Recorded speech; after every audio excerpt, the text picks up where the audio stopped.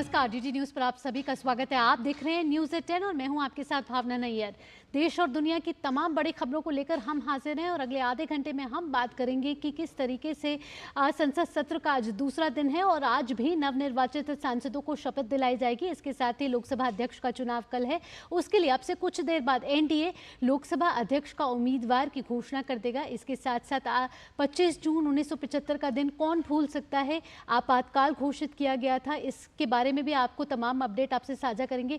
इसके अलावा दिल्ली हाईकोर्ट क्या आज दिल्ली के मुख्यमंत्री अरविंद केजरीवाल को जमानत देगा या नहीं, इस पर भी होंगे अपडेट। संवाददाताओं से भी लेंगे हम तमाम अपडेट। शुरुआत करते हैं सुर्खियों के साथ। 1975 के आपातकाल को पीएम मोदी ने बताया लोकतंत्र पर स्याह धब्बा। कहा कांग्रेस ने लोगों से उनकी आजादी छीनकर संविधान को किया तार-तार। वहीं आपातकाल के खिलाफ भाजपा आज करेगी राष्ट्रव्यापी कार्यक्रम की शुरुआत।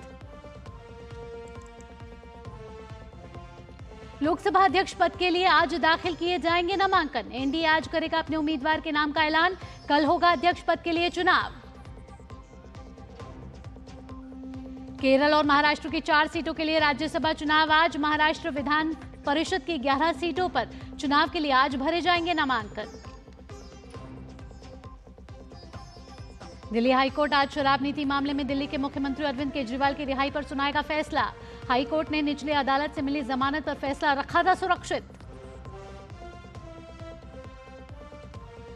दिल्ली समेत उत्तर भारत के कई राज्यों में बारिश और मानसून के कारण गर्मी से मिली राहत। मौसम विभाग ने गुजरात, मध्य प्रदेश, झारखंड, बिहार, उत्तर प्रदेश, दिल्ली समेत कई राज्यों में आज बारिश की जताई संभावना। विकीलीक्स के संस्थापक जूलियन असांजे ब्रिटेन से रिहा होने के बाद ऑस्ट्रेलिया के लिए रवाना। अमेरिका में जासूसी कानून का उल्लंघन करने के आरोप में किया गया था गिरफ्तार। भारत ने ऑस्ट्रेलिया को 24 रन से हराकर आईसीसी टी20 विश्व कप के सेमीफाइनल में बनाई जगह। वहीं आज खेले जा रहे मैच में अफगानिस्तान और बांग्लादेश के बीच कांटे की टक्कर जारी। सुर्खियों के बाद अब खबरें विस्तार से। संसद सत्र का आज दूसरा दिन है। 18वीं लोकसभा के इस पहले सत्र में कल नवनिर्वाचित सांसदों को शपथ दिलाई गई। आज भी बाकी नवनिर्वाचित सांसदों को शपथ दिलाई जाएगी। कल लोकसभा अध्यक्ष का चुनाव होना है। साथ ही 27 जून को राष्ट्रपति संसद के दोनों सदनों के संयुक्त बैठक को संबोधित करेंगे। प्रधानमंत्री मोदी सहित केंद्रीय मंत्रिपरिषद के सदस्यों, वरिष्ठ सांसदों सहित आंध्र प्रदेश, अरुणाचल प्रदेश, असम, बिहार, मध्य प्रदेश जैसे राज्यों से चुनकर आए सांसदों ने लोकसभा सदस्य के रूप में शपथ ली है। राज्यवार शेष बचे नवनिर्वाचित लोकसभा सदस्यों को आज शपथ दिलाई जाएगी। 18वीं लोकसभा के पहले सत्र के दौरान कई अहम कार्य पूरे होने हैं। इनमें सबसे अहम है लोकसभा अध्यक्ष का चुनाव। लोकसभा अध्यक्ष का चुनाव 26 जून यानी कि कल होना है। इससे पहले आज अध्यक्ष पद के लिए नामांकन दाखिल किए जाएंगे। एनडीए की ओर से अब से कुछ देर बाद उम्मीदवार के नाम का ऐलान किया जाना है। आपको बता दें कि इस वक्त भाजपा सांसद भर्तृहरि मेहताब 18वीं लोकसभा के प्रोटेम स्पीकर बने हुए हैं।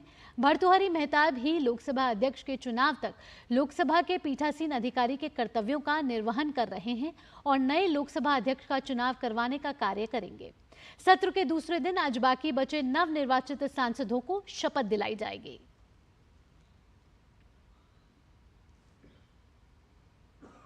बढ़ते हैं अब अगली खबर की ओर। परीक्षा सुधारों पर केंद्र की उच्च स्तरीय समिति की पहली बैठक सोमवार को हुई।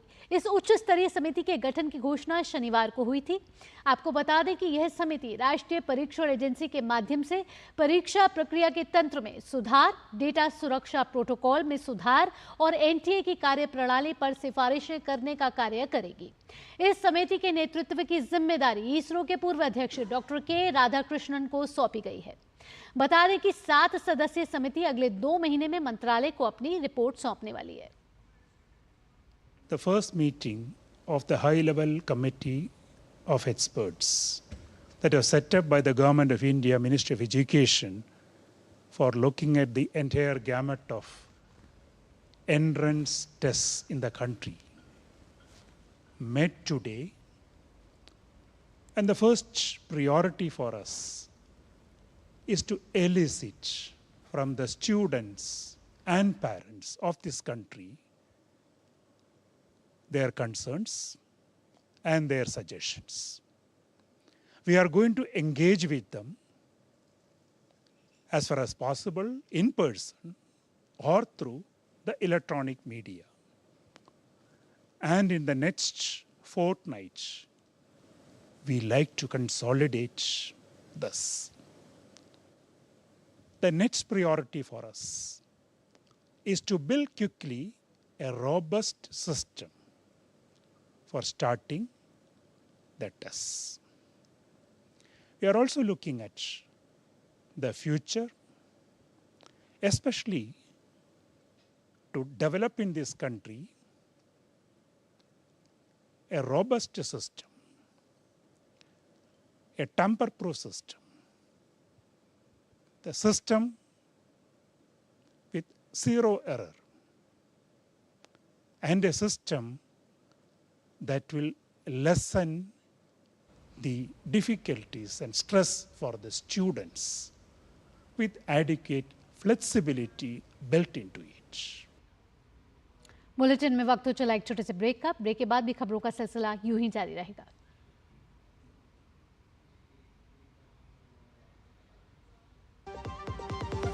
लाल रंग इसका अपार, तीखा कम है फिर भी स्वाद। बेमिसाल बेमिसाल MDH Kashmiri. MDH Kashmiri. MDH doctor ortho oil के रेगुलर मसाज से जॉइंट हेल्थी रहते हैं। और अगर प्रॉब्लम बहुत पुरानी है तो डॉक्टर ऑर्थो कैप्सूल्स साथ लेना ना भूलें। अब दर्द भी घुटने टेकेगा। बात जब पीढ़ियों के लिए बनने वाले घर की हो तो जिम्मेदारी बड़ी हो जाती है। गैलेंट समझता है ये जिम्मेदारी। अब डबल M रिब्स के साथ गैलेंट एडवांस TMT रीबार, निर्माण का रियल हीरो। ब्रेक के बाद आपका स्वागत। आप देख रहे हैं न्यूज़ 10। खबरों के सिलसिले को आगे बढ़ाते हैं। केरल और महाराष्ट्र की 4 राज्यसभा सीटों पर आज चुनाव होंगे, जिसमें केरल में 3 और महाराष्ट्र में 1 सीट के लिए मतदान होगा। भारतीय कम्युनिस्ट पार्टी के बिनोय विश्वम, मार्क्सवादी कम्युनिस्ट पार्टी के इलामारम करीम और केरल कांग्रेस के प्रमुख जोस के मणि का कार्यकाल 1 जुलाई को समाप्त हो रहा है। इन्हीं 3 सीट के लिए चुनाव होना है। वहीं प्रफुल्ल पटेल के इस्तीफे के बाद महाराष्ट्र की राज्यसभा सीट के लिए उपचुनाव होना है। निर्धारित प्रक्रिया के अनुसार मतदान के 1 घंटे बाद मतों की गणना होगी। चुनाव के लिए अधिसूचना 6 जून को जारी की गई थी। महाराष्ट्र विधान परिषद की 11 सीटों पर चुनाव के लिए आज नामांकन भरे जाएंगे। आज से लेकर 2 जुलाई तक उम्मीदवार नामांकन भर सकते हैं। वहीं नामांकन वापस लेने की अंतिम तारीख 5 जुलाई है। 12 जुलाई को सुबह 9 बजे से शाम 4 बजे तक मतदान होगा और उसी शाम नतीजे भी घोषित कर दिए जाएंगे। इस चुनाव में महाराष्ट्र विधानसभा के विधायक मतदान करके MLC चुनेंगे। दरअसल विधान परिषद के 11 सदस्यों का कार्यकाल 27 जुलाई को खत्म हो रहा है। विदेश मंत्री डॉक्टर एस जयशंकर ने संयुक्त अरब अमीरात की यात्रा संपन्न होने की जानकारी देते हुए यात्रा सार्थक रहने की बात कही है। डॉक्टर एस जयशंकर 23 जून से UAE के दौरे पर थे। इस दौरान उन्होंने अपनी समकक्ष UAE के विदेश मंत्री शेख अब्दुल्ला बिन जायद अल नहयान से मुलाकात की। साथ ही पश्चिम एशिया के सबसे बड़े मंदिर BAPS हिंदू मंदिर गए, जो कि अबू धाबी में स्थित है, और वहां पूजा अर्चना की। इसके अलावा डॉक्टर एस जयशंकर ने अबू धाबी के लॉवर में 10वें अंतर्राष्ट्रीय योग दिवस के समारोह में भी भाग लिया। केंद्रीय विज्ञान और प्रौद्योगिकी राज्य मंत्री स्वतंत्र प्रभार डॉक्टर जितेंद्र सिंह ने राजधानी नई दिल्ली में CSIR के 1 सप्ताह के एक थीम अभियान का शुभारंभ किया। कार्यक्रम के तहत देश भर में फैले CSIR के 37 संस्थानों में 1 सप्ताह के भीतर अलग अलग थीम आधारित विशेष कार्यक्रम आयोजित होंगे, जो आगामी 17 दिसंबर तक चलेंगे। देखते हैं हमारे संवाददाता OP यादव की एक खास रिपोर्ट। केंद्रीय विज्ञान एवं प्रौद्योगिकी एवं CSIR का 1 वीक 1 थीम देशव्यापी अभियान शुरू हो गया है। अभियान के तहत देश भर में फैले CSIR के सभी 37 संस्थानों में प्रत्येक सप्ताह के भीतर विशिष्ट नवाचारों और तकनीकी सफलताओं को प्रदर्शित करने के अलावा अन्य कार्यक्रम होंगे। 1 वीक 1 थीम के कर्टन रेजर कार्यक्रम का उद्घाटन करने आए केंद्रीय विज्ञान एवं प्रौद्योगिकी राज्य मंत्री स्वतंत्र प्रभार डॉक्टर जितेंद्र सिंह ने कहा कि थीम आधारित इस अभियान से युवा नवोन्मेषकों, छात्रों, शिक्षाविदों और उद्योग के स्टेक होल्डर्स को फायदा होगा। So I said, why not we have 1 week, 1 theme, because there are labs, more than one, who are engaged in a common project. And so I'm glad that we are now into this. While I was listening to the earlier speaker, the thought occurred to me is that next time we could integrate the institutes outside CSIR as well as the industry connected with that kind of work. कार्यक्रम में मौजूद CSIR की महानिदेशक, DSIR की सचिव doctor N कैलसेल्वी ने कहा कि इस तरह के कार्यक्रमों के आयोजन से संस्थानों में हो रहे अनुसंधान और नवाचारों को बढ़ावा देने में मदद मिलेगी। Today is a very, very important day, exceptionally interesting and significantly important day because CSIR is writing a new chapter in the name of 1 week, 1 team in the entire legacy and history of CSIR, and the entire credit goes to the Honorable Minister of Science and Technology. कार्यक्रम में मौजूद CSIR संस्थानों के निदेशकों और CSIR संस्थानों से तकनीकी मदद लेकर स्टार्टअप चला रहे उद्यमियों ने भी अपने विचार रखे। हमारा कार्यक्रम जो है अक्टूबर में रहेगा, 21 को शुरू होगा और 26 को ख़त्म होगा। और इसमें इस टीम में CFTRI agri nutri biotech team के अंदर काम कर रहा है और हमारा खास कर मिलेट्स मिशन एक चल रहा है। In CSIR NIST Trivandrum, we developed the vegan leather, artificial leather from the plant based. Today we have the technology transfer for that and bioresins coating on the paper. Apart from that, CSIR NIST has developed the biomedical waste, whatever generated the hospital blood, body part and all, can be converted as the other alternative like soil additives like that. Electric tractors अभी हम लोगों ने CSIR के under में जो है दुर्गापुर से, उनसे हमने टेक्नोलॉजी ट्रांसफ़र लिया है।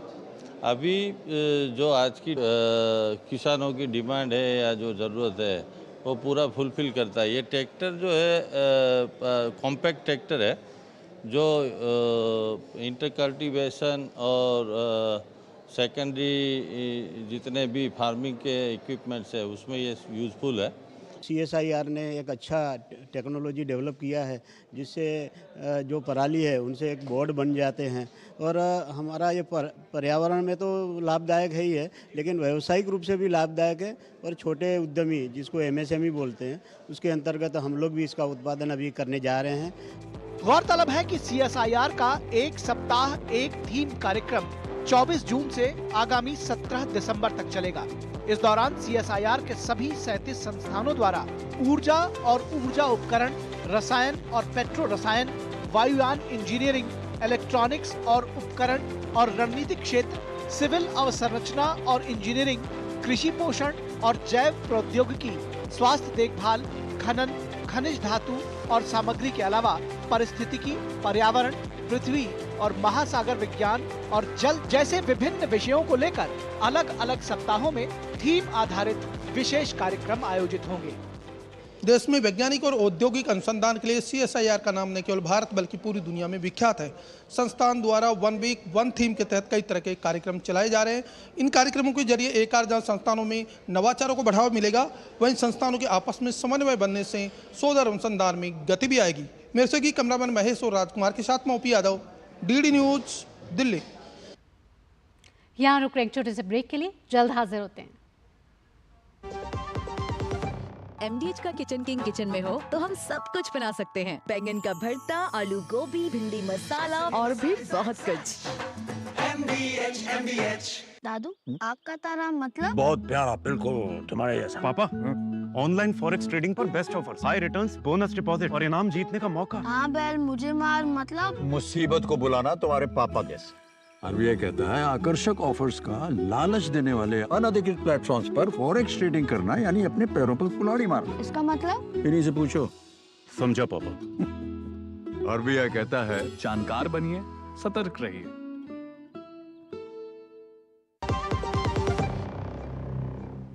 ब्रेक के बाद आपका स्वागत है और अब खबर मौसम से जुड़ी हुई। असम में बाढ़ की स्थिति में सुधार हुआ है।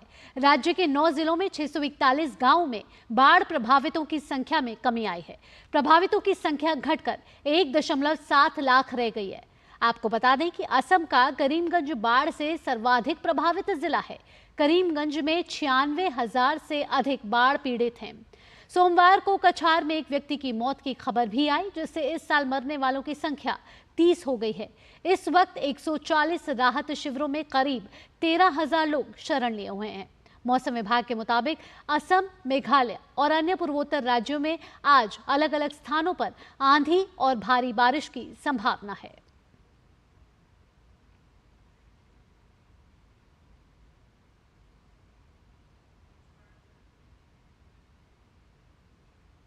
फिल्म अभिनेता और गोरखपुर से भाजपा सांसद रवि किशन ने लगातार तीसरी बार भाजपा की सरकार बनाने को लेकर कहा कि यह जीत प्रधानमंत्री मोदी की गारंटी और जनता के भरोसे का परिणाम है।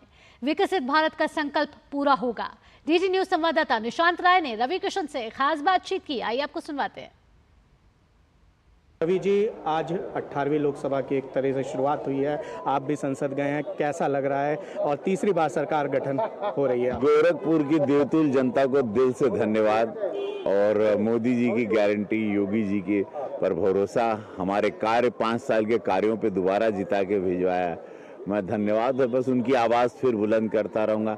जो सेवा के लिए भेजा गया उस सेवा मैं ईमानदारी से करूँगा। शशि थरूर ने एक ट्वीट किया है जिसमें उत्तर प्रदेश को लेकर हास्य बनाया गया है, आप किस तरीके से देखते हैं? करने अभी देखिए ऐसे होता है, राजनीति में लोग करते हैं, लेकिन अभी हार जाएंगे, अगला चुनाव उनको हारना है। विपक्ष संविधान की किताबें लेकर पार्लियामेंट में आ रहा था और फूटिंग कर रहा था, कैसा देखते हैं आप? थोड़ा बहुत तो लोग करेंगे, लोग आए हैं, नया नया आए तो कहते हैं नया नया आता है आदमी तो थोड़ा सा पगलाया रहता है। तो ये थे हमारे साथ रवि किशन, जिनका कहना है कि विपक्ष अभी थोड़ा बहुत कुछ इस तरीके से हरकतें करेगा। वीडियो जर्नलिस्ट विक्की राजपूत के साथ निशांत राय, डीडी न्यूज दिल्ली।